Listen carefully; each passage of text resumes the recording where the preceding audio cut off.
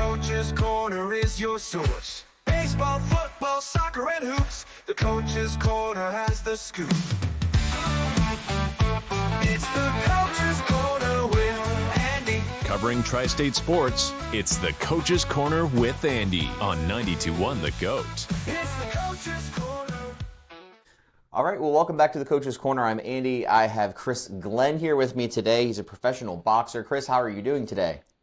I'm doing awesome. Thank you for having me. Good. It's great to hear you. It's always a pleasure to have you here. I want to touch a little bit on your background with sports and everything and how you got into combat sports and boxing before we get into your current professional boxing career, which you are 8-0-1 in, correct? Is that right?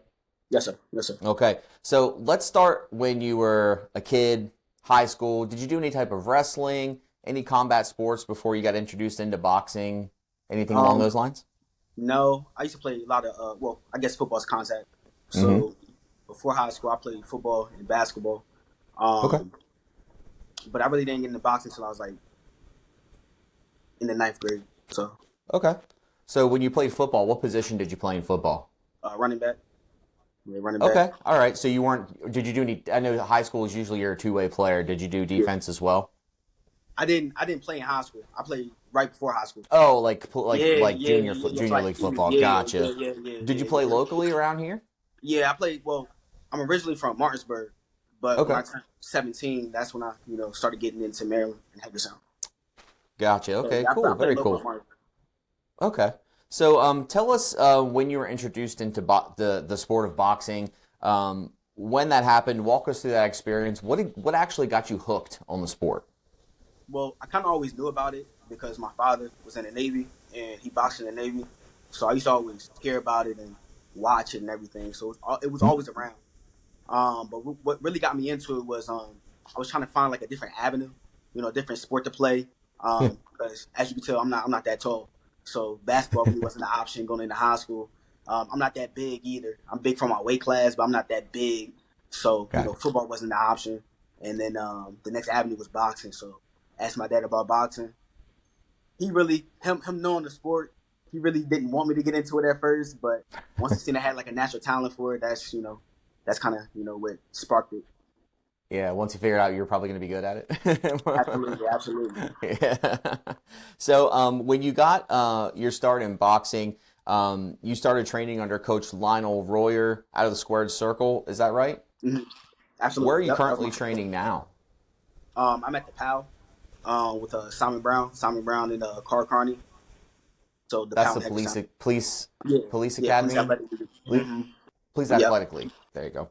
Yeah, I know they do a lot of local sports, different types of sports around the area, which is great.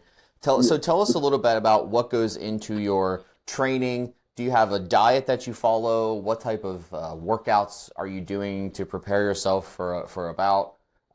Give us like a day in the life of Chris Glenn.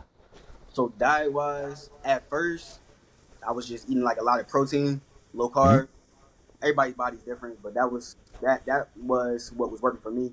My last fight I actually tried something a little different. I went vegan. So, not vegan, maybe vegetarian. I don't know I don't want to make nobody mad, so I don't know the difference. But I wasn't eating no meat, but I was doing mainly like just vegetables. I would do egg whites, that kind of worked for me also. Preparing wise, if I'm getting ready for a fight, I'm training 6 days out of the week. I do 2-a-days. Football players know about 2-a-days. Most athletes know about 2-a-days, so I'm working out twice a day. In the morning, I'm doing like a lot of either running or like strength and conditioning. And then in the afternoon, I'm doing like my boxing workouts, whether it's, hitting the heavy bag, the mitts, sparring, got sparring that day. So, nothing too crazy. Awesome. So cardio is probably one of, would you say, the most important workouts for a boxer? How many rounds are in a boxing match? So amateur-wise, it's only 3 rounds. But when you're professional, when you're working your way up the ranks, you start out at 4 rounds, and then you go to 6. And then after you get comfortable at 6, you move on to 8. And after you get comfortable at 8, then you move on to 10. And then all championship fights are 12. Currently, right now, I'm doing 8-rounders. Okay. Previously, not long ago, maybe about a month ago, we spoke with Isaiah Brooks. He's a professional MMA fighter, and I was asking him how if there was any type of qualifications or any type of needs that had to be met before you turned professional as an MMA fighter. Are there any of those that need to be met, or any types of qualifications you have to make? Do you have to have so many matches under your belt, pun intended, before you turn professional?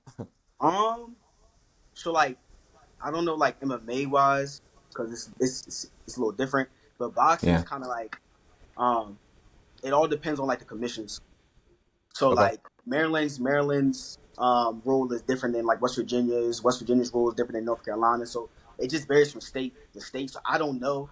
But when I turn professional, like just you go down to the commission, fill out the paperwork, and then they let you turn pro.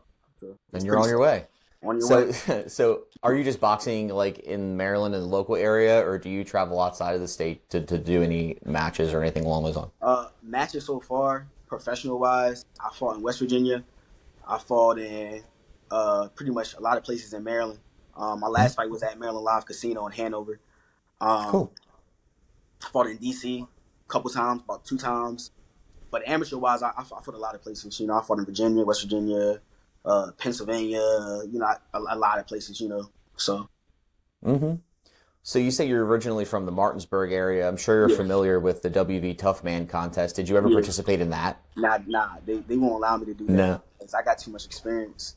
So they Ah, got like a okay. rule. Yeah, they got a rule. Like if you're like an actual boxer, they don't allow you to. So Gotcha.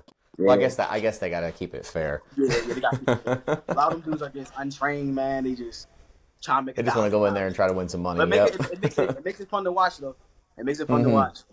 Yeah, sure does. So I want to talk a little bit about the nickname that you have, the Blueprint. How did you get this nickname? Is there a certain significance behind it? Was it given to you? Did you choose it yourself? Yeah, honestly, man, like it's crazy. Like yeah, I chose it myself. I used to watch a It's a football good show. nickname. I get this a lot, and it's cool. It's a good nickname, so it just stuck. But there was a show back in the day on BET called The Game, the football Mm. show, Yeah, yeah. and I remember like the second quarterback that came in. I forget his actual name, but his nickname was the Blueprint, and I'm just like, ooh, I like that. And then it kind of just stuck with me. I know what you're talking about, but I can't think Yeah, of his name either. I yeah, know exactly what you're yeah. talking And it's about. I just like it different. though. It's just different. So Yeah, it yeah, can be tricky. yeah, You don't want to get one of those generic nicknames that absolutely. the That video everybody games give uses. out or something like Yeah, yeah. that. So it's different, No. and it sticks. It sticks. So yeah. Yeah, that's great. So, I did a little bit of research on you here before we chatted today, and I see just from your social media posts and just from word of mouth, you're a family man at heart. You're a dad of two, and when you're training as hard as you do, it takes a massive amount of dedication, I'm sure, and devotion just to the training and to the sport. How do you juggle doing all of that as a professional boxer and still, trying to be the best dad that you can? Man, it's definitely a challenge. But one thing that I learned, talking to like my father, and just like the close people, because I got a close family. When you're Hmm. chasing a dream, it's not going to be like it's never going to be a balance. It's always going to feel like you're juggling. If you're chasing a dream. So I kind of just Yeah. got used to it. But when I'm in camp, I got an amazing support system. My family. It takes a village to raise kids. So when I'm getting ready for fights, they Hmm. help out a lot. And then when I'm not getting ready for a fight, I try to really like, I still stay in shape, but I try to like dial in, more so on my kids, So yeah, That's great. Yeah, you're right about the it takes a village. I have two kids myself. Now, obviously, I'm not a professional boxer, but yeah. it does take a I'm, village to raise them sometimes. Yeah, so good for you. Do you have a boxer that you look up to? That you have like a favorite boxer, or maybe another athlete that you've admired and made you think when you were getting into the sport, I want to be just like them. I wouldn't say like that.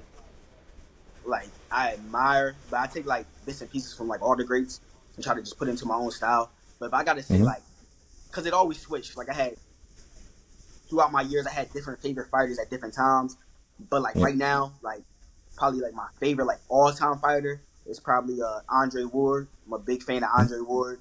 And then Caleb Plant. He just took a loss over the weekend, but that's still one of my favorite fighters. So Awesome. So let's talk a little bit about just sports in general. There's a lot happening right now. a lot of playoffs going on. Are you a big NBA fan or a hockey fan or what's your favorite sport outside of boxing? I feel like I'm more fans of like players in sports than having like an actual team. Unless football. Football, my father's from Philly. Yeah, we had no choice, so I love the Eagles. But basketball wise, I know he getting older, but I was a LeBron fan. But I still watch. I try to watch playoffs a lot. Basketball wise, that's when I really watch. It's funny that you brought up hockey. I always heard hockey is fun to watch live, so I gotta make a hockey game. But I haven't got to make a hockey game yet. But I'm kind of just all around. I kind of just like I love sports in general. I love the the competitive aspect. Yeah, you said you were an Eagles fan, right? Yeah, Eagles fan. Yeah. That's unfortunate. I'm a Commanders fan. Oh man. but listen. End the interview now. We both don't like Dallas though, so we can agree on that. Yeah, so we can definitely agree on that. Hey, it was a great NFC Championship game, between the two. Well, to start the game, then it kind of got out of hand. Yeah. But man, the Eagles are a scary team. I'll give them credit. They're definitely talented. I'm a big. I like Jalen Hurts. I like to watch him play. Yeah, it's always great when you see a quarterback with a head on their shoulders like that, and he's a great leader, no matter what team they're on. So yeah, it's really cool. I've recently gotten into the NBA a lot more. Just to starting the sports show and following every single sport. Yeah. I kind of make myself sit down and try to watch a little bit of everything.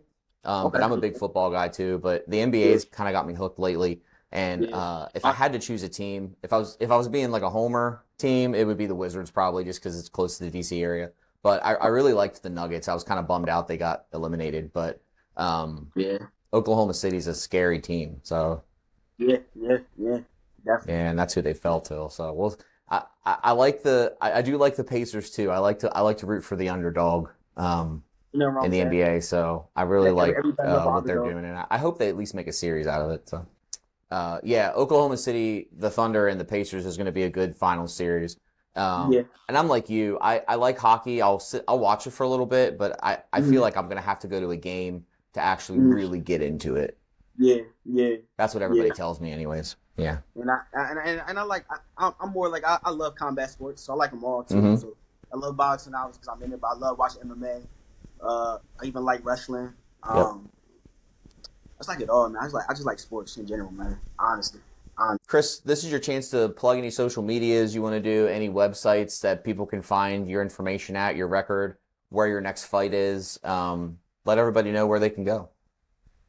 So my next fight is in Baltimore, July 19th. It's at the I believe it's the Horseshoe Casino. Mm-hmm. Yeah.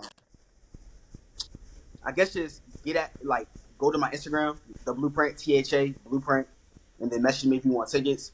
My manager handles all my tickets, but I don't know his number by heart. I'm not even gonna lie, so I can't shout my manager. So yeah, just the only social media I really post too much on is Instagram. So yeah, the Blueprint THA Blueprint. Next fight's July 19th. Shout out to all my fans, all my supporters that support me. All my sponsors, you can find them on my Instagram. I can't name them all. Shout out to the PAL. Shout out to the wrestling program too. Mr. Brooks helps out a lot. I'm real close with Isaiah Brooks. I'm real close with Aaron Brooks also. So shout out to all of them, and just shout out to all the combat athletes in the area. Everything I'm doing is not just for me. I'm trying to help shine light on all the athletes coming up behind me also. So. Awesome. So before we end our chat here today, I see you got some. Do you have some belts there with you? Yeah. Can we see them real quick? Yep. This is the. All right. So that's nice. I like that one. This is the one at 122, and then the other one I won with this one, and this is my featherweight one. This is 126, and then my next fight I'm competing for a third belt, a third title.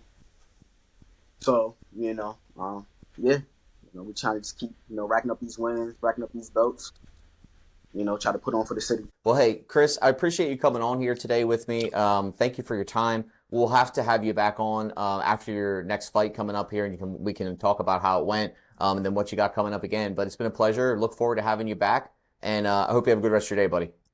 Thank you, you too. If you'd like to be featured on the Coach's Corner with Andy, email coach at 921thegoat.com.